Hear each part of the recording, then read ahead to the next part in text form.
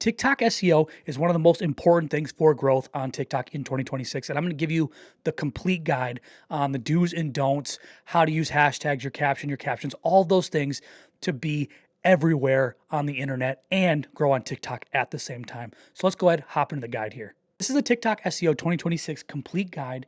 And this is how you're going to turn TikToks into search everywhere optimization and learn to grow here on TikTok. Now, before we get started here, we want to talk about the death of watch time. There have been different eras of TikTok in 2020, 2021. You had all the dancing and the trending sounds.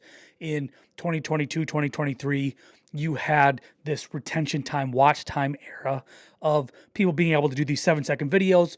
They would loop, and the more that they looped, the more that video would go viral, and it was easy to manipulate the algorithm. And in 2024, we had the rise of watch time and 1-minute videos.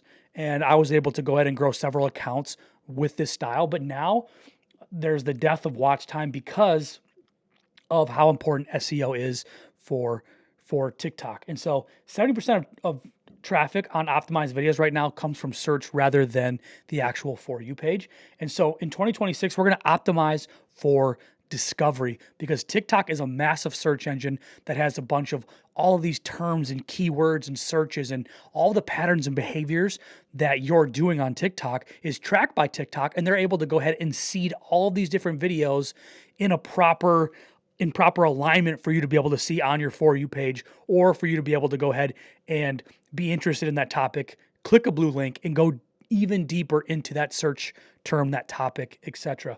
And so this was from a quote from Adam Mosseri about a year ago, and he was talking about how Instagram is kind of jealous of TikTok because everything breaks on TikTok. All the breaking terms, the trends, all of those things.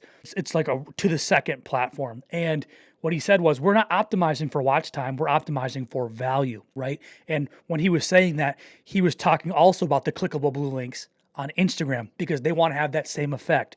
Value to somebody is not necessarily information, but your ability to go ahead and dig deeper on the things and the interests that you truly like. And so that's why those blue clickable links and search is so important right now. And not only is it important on TikTok, we're turning into a search everywhere ecosystem. So your TikTok videos are not just about TikTok anymore. They're being transcribed and indexing on Perplexity or Gemini. They're also being used for TikTok Shop and product search, and they're also even being used for Google search, right? You're showing up in the search engine. Videos are showing up all the time as answers to a lot of search queries that are happening here on Google. So don't think about TikTok as just TikTok and TikTok SEO. Don't think about hashtags and captions just for TikTok. It's internet wide right now. Okay. So this is the SEO pyramid. And I actually built this originally in 2023 when SEO was really starting to be a big piece of what TikTok was about. Okay. And so what you do is you start on the bottom here and you work your way up. And I would maybe say that it's the most important to least important, but I mean, it's hard to tell now. But the big thing here is you start with categorization research. So I'll show you how to do that. And once you have your categorization research down, you can go ahead and optimize your profile and your bio statement. And then we can talk about the captions, the on-screen text, the descriptions, and the hashtags. Okay. So let's go ahead and get started. Now, the first thing is categorization research here and how to find your categorization. So what you do is if you are trying to, for example, gardening here, what you would do is you would search gardening, and you're able to go ahead and look at all of the videos that have to do with gardening. From there, you can go ahead and click into a video and see what the actual search term on the top is. A lot of times it'll say either find related content or it will say a search term. What you want to go through is you can go ahead and filter for the past 90 days and go through all the most popular videos in that search term. Gardening, how to garden. You can go ahead and do 5, 6, 7, 8 searches, and you can see all the categorizations on top. Okay. And a lot of times they're going to be like gardening tips, gardening for beginners, gardening aesthetics, gardening hacks, right? And once you find those search terms, go ahead and list 4, 5, 6 of those search terms, and you can go ahead and identify 3 of those to kind of be your SEO pillars to build your account off of, or to get your account started if your account has been struggling, you want to get it restarted. Okay. So find those. So this, in our example, we'll use gardening tips, gardening for beginners, and gardening hacks. Okay. Now, after you have those, I want to talk about the second part of this pyramid right here, which is profile and bio statement. Okay. So this would be your profile. Right up here is your account name, right? And so when I started, I did TikTok growth as my name, as my account name, not my handle, but my account name. Okay. And I use TikTok growth simply because I was trying to let the algorithm know exactly what I'm about. Now I use Angel with a slash and then TikTok growth, and I still have that there. Okay. This is a very easy spot for you to have a keyword for TikTok, especially when you're new or you're trying to break out, for them to know exactly what you want to be, known for and what you want to talk about. Okay. You can put it in your handle as well. I did, because this is a very niche account, but if you're not a niche account, you're a personal account, your business account, etc., don't feel like you have to do it there.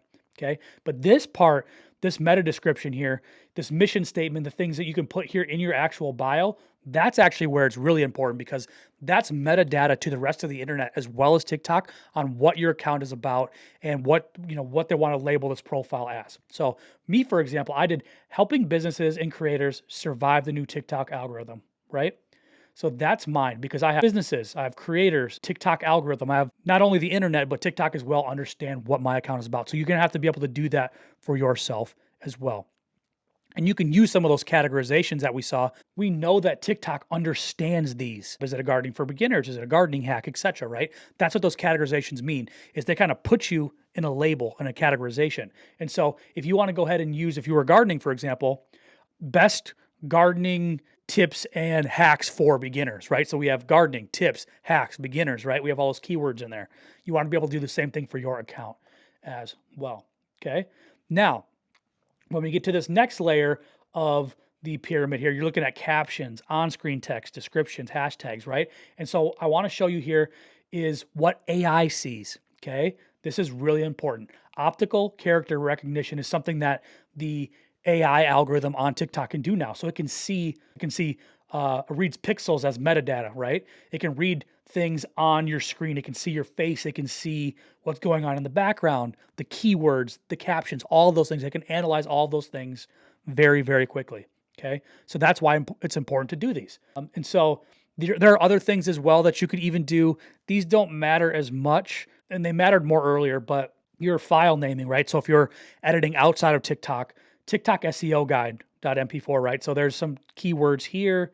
Obviously saying the keywords as well in the first sentence is fine. And then auto-generating those captions is also helpful for AI here.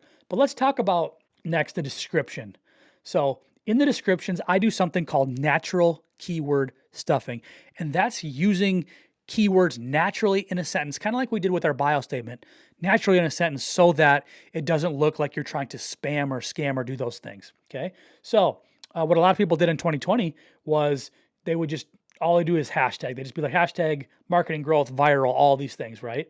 But in 2026, because TikTok uses this SEO metadata, and so does the whole internet, you're going to want to do something like, here are 3 ways to grow on TikTok in 2026 using SEO strategies to hack the new algorithm, right? So algorithm, SEO strategies, hack, TikTok in 2026, 3 ways to grow on TikTok, right? There's all these things that not only TikTok can pick up, but the internet can pick up as well. Human search in sentences, so write for them instead of doing this malarkey here, okay?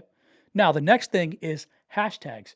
And in 2026, it's really important to use specific hashtags, all niche specific or post specific hashtags, okay? So don't use viral hashtags anymore. Hashtag viral, hashtag FYP, hashtag trending, hashtag viral TikTok, right? Instead, keep everything very specific, because you have to think about TikTok as the whole internet now as well. And so if you're trying to do all these things, FYP doesn't matter on Google, FYP doesn't matter on ChatGPT, but TikTok algorithm, content creator tips, those things translate well to the rest of the internet. When somebody's trying to find out your digital presence as a whole, if those things all align and the metadata all aligns, it makes it easier for you to be searchable on the whole internet.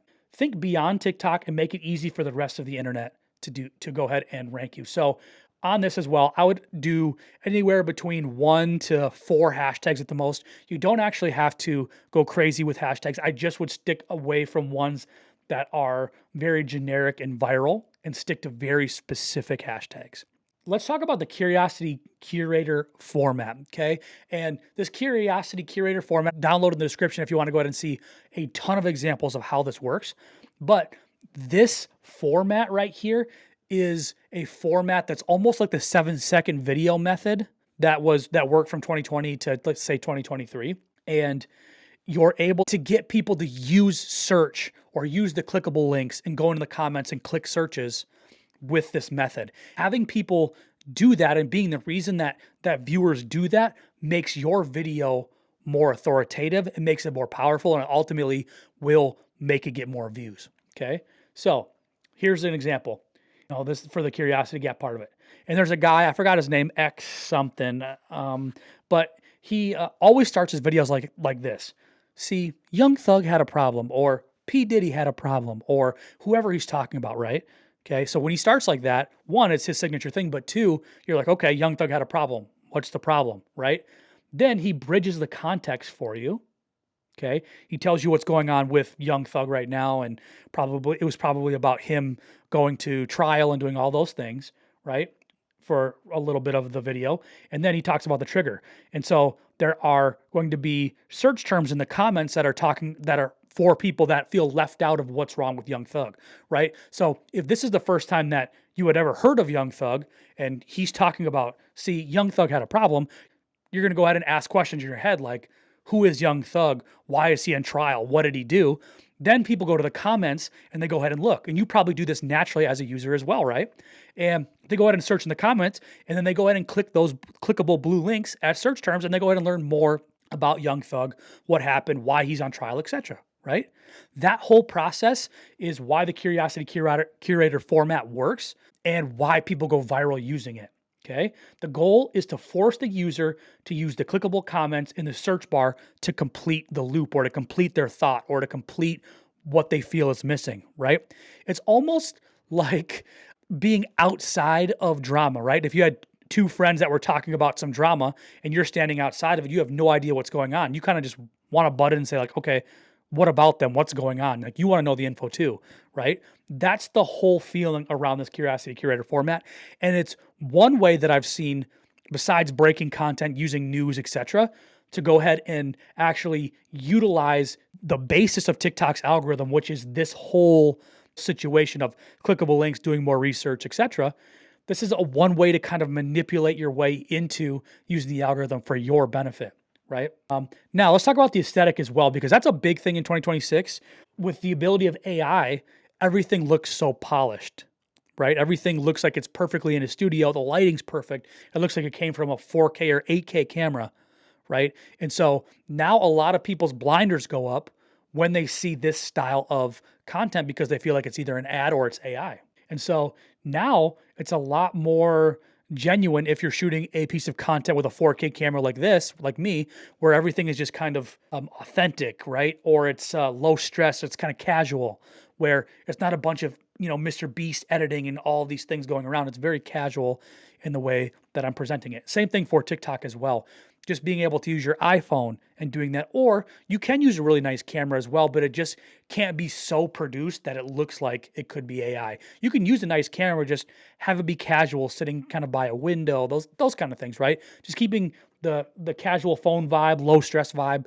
That's going to be the 2026 standard for your videos. Now, the final thing I want to talk about here is leveling up, and this is the synthesis framework that I've been working on, and I'm going to go ahead and give you a sneak peek of it right now. Okay, information is a commodity, right? AI can generate any piece of information that you want. It can actually go through TikToks and go through all the internet to find the answers that people are looking for. Okay, so information isn't enough anymore. Information is not value. Okay. That's why you have to go to the next level, which is organization. It's utility, right? And AI can assist here. Now, let's say you have 5 or 6 data points from different things, and now you can go ahead and organize that information into a piece of content. That becomes a lot more valuable. But AI can still assist here, right? That's like taking an idea and asking AI for help, okay? So it can still happen, but you can still have some success here by just taking a bunch of data points and organizing them together for a piece of content. But the real magic happens in this synthesis here, Okay.